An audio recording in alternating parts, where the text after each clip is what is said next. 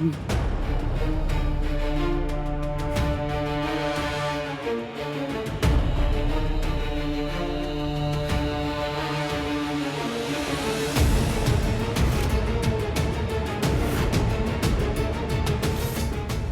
या खड्यात नक्कीच काहीतरी विलक्षण शक्ती आहे.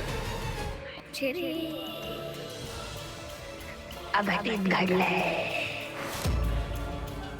तुझं प्याग आता तुझं राहिलं नाही. ते शत्रूला सामील झाला आहे. अघटित घडलंय. हो, मला माहिती आहे. पण मार्जरी, तू काळजी करू नकोस, कारण काहीही झालं तरी मी हरणार नाही.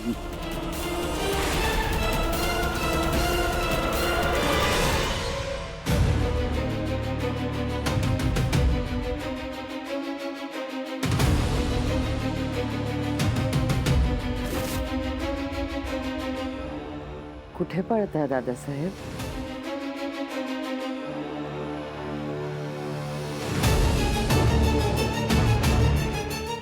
झोप येत नाही का?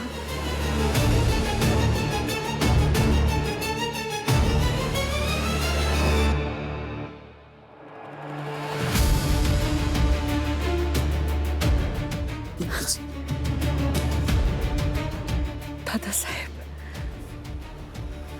मी तुमचे आभार कसे मानू मला कळतच नाहीये. इतकी वर्ष तुम्ही मला फुलासारखं जपलं, मला मान दिलात, अधिकार दिले, माझ्यावर इतकं प्रेम केलं. मग इतकं सगळं चांगलं सुरू असताना तुम्ही माझ्या मागे मागे गुहेत का आलात? काय गरज होती? मंजिरी सोड, मंजिरी सोड.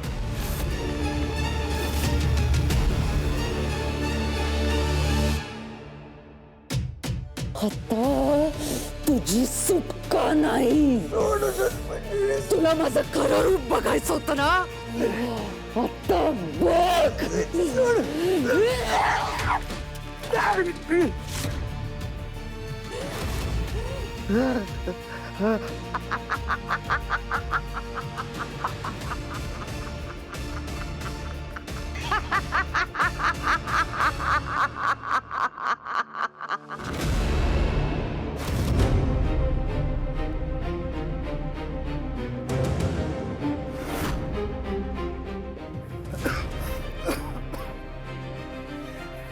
अगं, तू घात करशील असा संकेत मला मिळालाच होता, पण तू इतकी नीच असशील ना असं मला वाटलं नव्हतं. ए म्हाताऱ्या, तुझ्या वाटण्यावर माझं जगणं नाहीये. तू आधीच एवढ्या उड्या मारतोयस, अजून तुला काहीच माहिती नाहीये. सांग ना, सांग, काय माहित नाही मला, सांग ना. तेच तर ऐकायचंय मला. सगळ्या प्रश्नांची उत्तर हवेत मला. तुझ्या स्वार्थासाठी माझ्या कुटुंबाचा वापर केलास ना तू. का वापर केलास? काय हवंय तुला? कशासाठी करतेस तू हे सगळं? तुझ्या गळ्यात चमकणारा खडा, ती गुहा, काय आहे हे सगळं? सांग ना, कोण आहेस तू? खरंच कोण आहेस तू? शेवटी ही वेळ आलीच म्हाताऱ्या. सांगते, सगळं सांगते.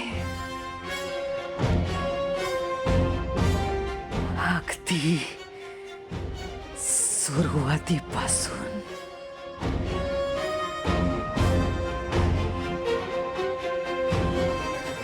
मंजिरी, मंजिरी.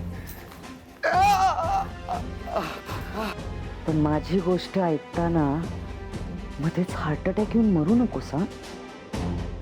कारण माझी गोष्ट जर का अर्धवट राहिली तर मला खूप वाईट वाटेल. सुरू करूया.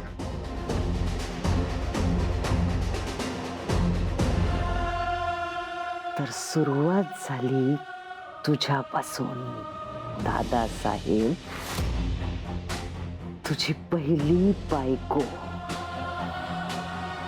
अथर्व आणि अनन्याची आई, तिला मीच मारलं.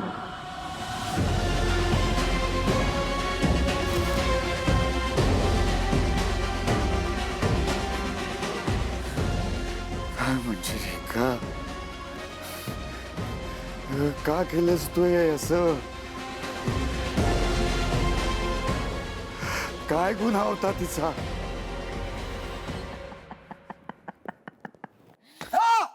तिचा काहीच गुन्हा नव्हता रे, पण मला तिची जागा हवी होती म्हणून मी तिला मारून तुझ्याशी लग्न केलं.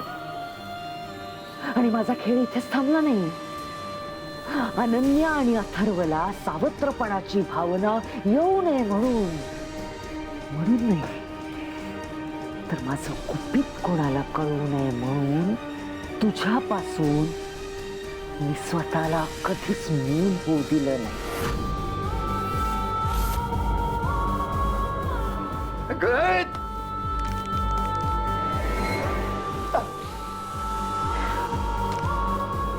हे तुला तर शिवनाथ आठवत आहे? शिवनाथ, मीराचा बाप, जो आपल्या घरी आला होता आणि तुझ्या समोर तो मला कसंही वाटेल तसं बोलला आणि म्हणून तू त्याला मारहाण केलीस, घरातून हकलून लावलं. तू खरं बोलत होता दादासाहेब.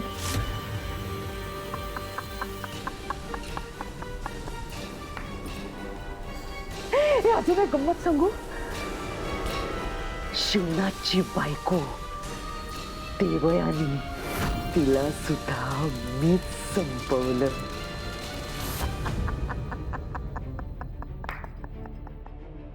माहितीये का? कारण तो होता माझा पहिला बळी. आणि त्यानंतर राधा. देवयानी आणि शिवनाथची मोठी मुलगी, म्हणजेच तुझी लाडकी सून.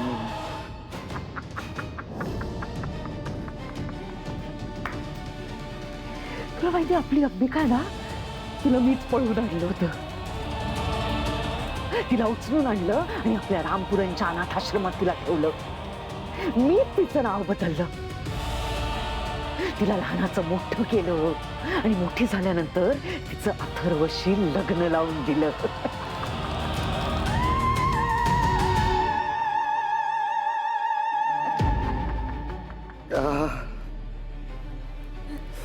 का कशासाठी केलंस तू हे सगळं? का? की सांगते म्हाताऱ्या, सांगते. एवढी काय घाई आहे?